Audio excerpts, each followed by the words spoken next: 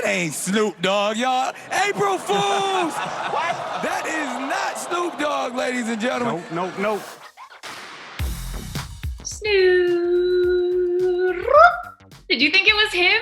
I did not think that was Snoop Dogg. I was fooled a little bit, and then he opened his mouth and started to talk, and not him.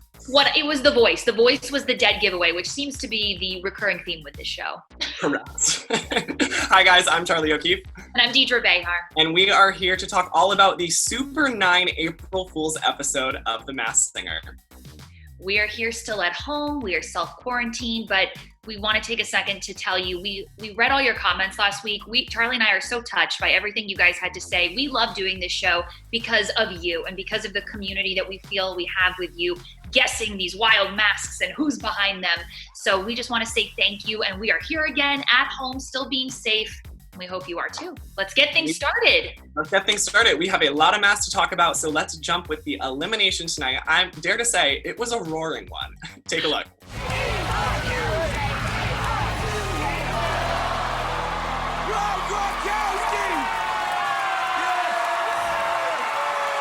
We have said it since the Super Bowl. Charlie, we nailed this one. It was Rob Gronkowski, former NFL pro. Were you shocked? Listen, first of all, we finally got an athlete right, which I need to point out because we tend to miss those ones. So, expert Charlie O'Keefe. Correct. I think everyone can agree we knew this was Rob Gronkowski. He gave us some very entertaining performances, and I'm happy he made it to the Super 9, but I am not shocked to see him go tonight.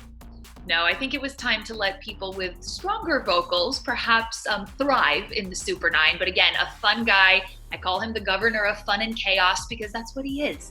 And great job this season, Gronk. We'll miss you. I do have to say, Nicole made an interesting guess before saying Rob Gronkowski. I'm going to call it our first reality check of the night. Take a look. And I'm going to stick with it. Rob Gronkowski. All right. I don't know about Rob Gorgonzola over there. But Gorgonzola. or Rob Garbanzo Bean. But I'm thinking it could be because he loves to dance, Joe Macaroni from Magic Mike. Maginelio. Yeah, that guy. I mean, I think she's hungry. She's guessing all these foods, but not quite Rob's name.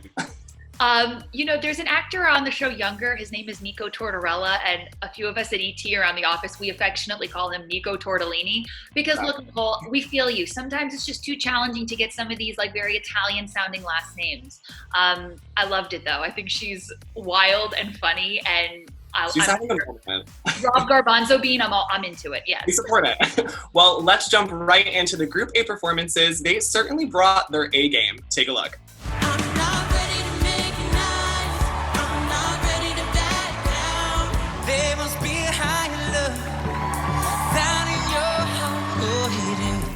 I mean, this performance from the Turtle, who we still think is Jesse McCartney. I thought Kiss from a Rose was good. This version of Higher Love is my new favorite version of Higher Love ever. He totally delivered. And what did you think of the clue package? The clue package was interesting. So tonight we saw something a little different. It was kind of a throwback to their journey to the Super 9, and then we got one super clue at the end. For Jesse McCartney, who we think it is, the Turtle, we saw him hold up a comic book that said The Amazing Adventures of Shellboy. Well, Jesse McCartney, with a little research, you could find out that he did the voiceover work for Robin in a Warner Brothers animated TV series based on a comic book called Young Justice. Looks like you solved that one. Like I saw that one. What did you think of his stage clue? Well, we got these on stage clues, which basically helped us understand who they're not. And so the Turtles was, I'm not known for just one thing. And if you're a Jesse McCartney fan, you know he sings, he dances, he acts, he does voiceover work, he's an entrepreneur. The guy does a million things. You might know him from a million different things. So I'm sticking with Jesse McCartney, guys. I think we could all stick with Jesse McCartney, except the judges, because they have not guessed him. So maybe next week. Try harder, guys. Come on. And jumping right over to the Kangaroo.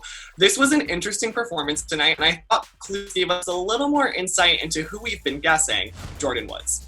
1000% Jordyn Woods. Let's go right to the clue package.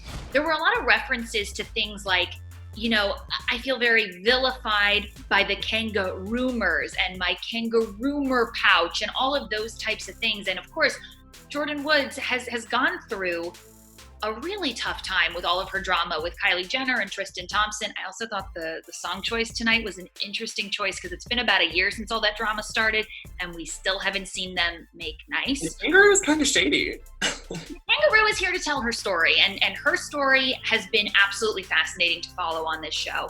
The big super clue, though, was we saw the kangaroo holding another kangaroo, and she said, "All right, dolls, do you know who I am now?" Of course, the word dolls is like synonymous with the Kardashians. Chris, Scott, Kourtney, Khloe, they all love using the term dolls. So I have to say that this has got to be Jordan Woods. What do you think? I'm sticking with Jordan. We haven't heard the judges guess it yet, and one of the other guesses that we can now eliminate is Iggy Azalea. We heard the "what are you not" clue being, "I may be a kangaroo, but I've never lived in Australia." Well, Robin has previously guessed Iggy, and he pointed out tonight they can now scrap that one because she is from Australia, and it's clearly not her. Totally different sounding voices. Come on. Very different sounding Come voices. on. Yeah. Well, it is all coming back to us now for Group B, who gave us some interesting and vocally challenging performances. Take a look. Sweet home Alabama. And everything is to the back with a little slack, cause inside out is wiggity, wiggity, wiggity, whack. I finished crying in the instant that you left. It's all coming back, coming Yeah, back I mean- to the kitty now. Oh my God. Unfortunately, Celine Dion's tour got canceled because of this whole coronavirus outbreak, but the kitty is giving us the Celine covers that we deserve. I loved this performance. What did you think? I loved it, and I think we're both sticking with our guess here of Jackie Evancho. I know the kitty has given us the runaround. We've had some struggles guessing her, but I'm confidently saying Jackie tonight after that super clue. We saw the Christmas tree from last season come back, and we heard her say Christmas is the most wonderful time of the year. Well, Jackie Evancho has not one, not two, but 3 Christmas albums. I mean, she's giving Mariah Carey a run for the Christmas queen. I'm sticking with Jackie here. I think it's pretty obvious. 1000%. Tonight's What Are You Not clue was I was not dreaming when Robert Redford helped me to get my very first role. Jackie Evancho's very first role was in the 2012 movie The Company You Keep, and Robert Redford has gone on the record saying he saw her on America's Got Talent and absolutely had to cast her in the movie. So Jackie Evancho, we're on to you, girl. We know it's you. We're not Jackie. Next up, we have the last remaining food in the competition. It is the banana, who gave us a very entertaining performance of Sweet Home Alabama. What do you think of him tonight? I mean, it was everything I would want Bret Michaels to give us in a performance. We're sticking with our guns. We think it's Bret Michaels. You know, the super clue was a really big giveaway. It was about a mullet. And if you know anything about mullets, they were popular in the 80s. They were popular with rock and roll stars and with country stars.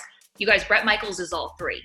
This has to be Bret Michaels, right? Yeah, I think the mullet gives it away. I'm going to have a mullet if I don't get a haircut during this self-quarantine. I mean, Right, there you go. Business. happen, And the What Are You Not clue, again, this one really helped the judges get rid of some previous guesses. We heard him say that blue collar has many meanings, but when we say blue collar, he's a funny guy, but not stand-up funny. Well, previously, the judges have guessed Larry the Cable Guy and Jeff Foxworthy, both who have done stand-up comedians. It's not them. We could throw them off the table. oh my God, Jenny, hopefully this gives I you know. confidence to stop guessing that it's one of those stand-up comedians. It's not. I think we've heard Larry the Cable Guy's name every single week. It's one of those, he needs to come on the show now just because it's been guessed so many times. Moving on. Jumping over to the frog. Listen, I know this is one of your favorite performances of the night, so take it away. It really was. The frog gives me like level 10 energy and charisma and pizzazz with every single performance. The super clue tonight, though, was a knight in shining armor. So I've got 2 pieces of evidence for this one. Check this out. So number 1, wait, first of all, sorry, Bow Wow. We think it's Bow Wow. We said that from the get-go. Correct, sticking with Bow Wow. Back to the super clue. In Bow Wow's movie, Like Mike, the NBA team that's featured in the film was called the Los Angeles Knights. Now, piece of evidence number 2 is that Bow Wow was previously signed to Death Row Records, which was co-founded by Suge Knight. So you got 2 meanings there. How are you going to fight me on that? That's some deep night research. I fully support both of those, and I think they both point to Bow Wow. Either that you choose, It's Bow Wow. Thank you, thank you. Moving over to the what are you not clue, we heard him say he's actually not a trained dancer at all, which is shocking because he's clearly the best dancer in this competition. That's why we love him. Yeah, But so it's not funky. surprising. I mean, Bow Wow got his start in R&B and hip hop and rapping, and dance was not something we saw him do early on in his career, but it's something we see him do a lot of now. So I think that makes a lot of sense if he wasn't necessarily trained in it. Yes, his videos on Instagram dancing with his daughter are the cutest. cute. You have to go So watch cute. if you haven't seen them. Well, we might have just saw Group C last week, but they are back and better than ever. Take a look at the Group C performances. I'll rise unafraid, I'll rise up. Never gonna give you up, let you down, run around. What a man gotta do, what a man gotta do, be totally like a Jonas Brothers song. I love this choice for the Rhino. Look, we're getting more acquainted with our pal Barry Zito every single week. We're still sticking with Barry Zito, the former MLB player for the Rhino. His super clue tonight was a slot machine. Now, Barry Zito, he was actually born in Las Vegas, so that makes a lot of sense. But if you remember a few weeks back, we saw him say in a clue package that I performed for the king or something about performing for royalty. Well, actually, his parents were Vegas entertainers who performed with Nat King Cole. So we're piecing this Barry Zito evidence one by one by one, and I think this is definitely him. I'm proud of us. I know, I'm proud that I now know who Barry Zito is. And on stage, we heard him say that he's not nearly as tall as we think he is, which is surprising because that costume obviously looks ginormous, especially next to Nick Cannon. But as Bella Thorne pointed out in your interview with her previously, that the neck swan was much higher than her actual head. I think it's the same situation for the Rhino here. I think Barry Zito is still inside that costume. I mean, he's 6'2", but the horn and the head add a lot of height, not necessarily where he may be in the costume, if that makes sense. Look, we interviewed costume designer Marina Toybina last year, and if we know anything, it's that these costumes are deceptive AF. It could be the difference between 6 inches or even a foot on somebody. So I like your detective work there. Sticking with Barry Ziti here. Yeah, very big Ziti, yes. Very big Ziti. Moving on to the Astronaut, of course, he gave us another out-of-this-world performance. I am sticking with my man Hunter Hayes here. I mean, look, Hunter Hayes has such a distinct country voice. It's gotta be him. I want to get right into the clue package. We saw the super clue tonight was a broken record with a globe or a world on it. And as we said actually last week, Patting you on the back virtually. we did all that trigonometry and arithmetic and algebra to get to this conclusion. But Hunter actually broke the Guinness World Record for most shows performed in the most cities in a single day. 10, which is pretty mind-blowing when you think about it. A literal broken record. And I think the judges pointed it out tonight too. They were like, oh, it's the Guinness World Record. Well, guess what? Deidre was a week ahead of you guys and she figured it out already. So props to you for that one. Thank you very much. Thank And you. moving on to onstage, we heard him say, I mean, again, surprising, just like the frog, he's not voice trained professionally. So that's surprising to hear someone who's a professional country singer say that. But what we do know is that Hunter has had major voice complications. He opened up about this to Rolling Stone, and he said recently he did get a vocal coach to help him fix those issues. And it's something we hear along a lot of performers who end up realizing they need to save their voice and get professional training. So it's not surprising. I'm glad he did what he did because we not only get more Hunter Hayes music, we now get him on The Masked Singer, which has been so fun watching him perform his covers. Mm-hmm. Listen, this final performer is one of my favorites. She rose to the occasion with One this. of your favorites. I feel like you hardcore stan. Oh, I stan the Night Angel. I mean, I love the frog, but I stan the Night Angel until the end. When she goes home, mark my words, I will cry. He might win. I mean, listen, I want her to win, but if she goes home, I will cry. I'll be there to console you. Thank you, but virtually. Yes. Oh, yes. Practice social distancing, everybody. What did you think of the Night Angel super clue? So it was a tricycle, and she even said, you guys wanted an easy clue. Well, I'm not going to give you an easy clue. Look, quite simply, the tricycle represents the number 3. Kandi Burruss of The Real Housewives of Atlanta, who we believe this is. She has 3 kids. I think it has to be her. And another meaning of the tricycle, the whole tri thing, Kandi Burruss is so many things. She's a reality star. She's a businesswoman. She's a singer and a songwriter. I mean, that has to work, right? I agree. And listen, she one-upped Triple Threat on the stage. She said, I'm not just a voice, I'm a mogul. I mean, mogul is a big word to throw out there, but like you said, singer, songwriter, reality star. She owns restaurants. She has a makeup line. She even owns an adult toy line. I mean, the woman has every business venture taken care of. Get it, girl. Thriving in quarantine, I'm sure. Exactly. And our coworker, Bryce Sander, he is also the Real Housewives expert. He is going to help us out tonight with the Masked Singer ringer because he actually spoke to Kandi, who addressed the rumors of her being on the show. Take a look. Everybody and their brother thinks you're on it. People say that all the time. They said it season 1, they thought it was me. Season 2, they thought it was me. They saying it now. I don't know. I guess a lot of people sound like me. I don't know. Do you watch The Masked Singer? Yeah, sometimes. Okay. Can you do a British accent for me? Me? Yeah. Who said? I don't know. The character that everyone thinks you are talks in a British accent. So I just wanted to see if we could line it up, myth bust a little. Have you ever heard me do a British accent? I have not. That's No. why I wanted to see if you could do one. Yeah. See. All right, so we'll just have to keep watching and see maybe if you get unmasked or if it's somebody who just sounds a lot like you. I mean, yeah, I guess we're going to have to keep watching it. I'll be watching too. I'm going to start watching it too.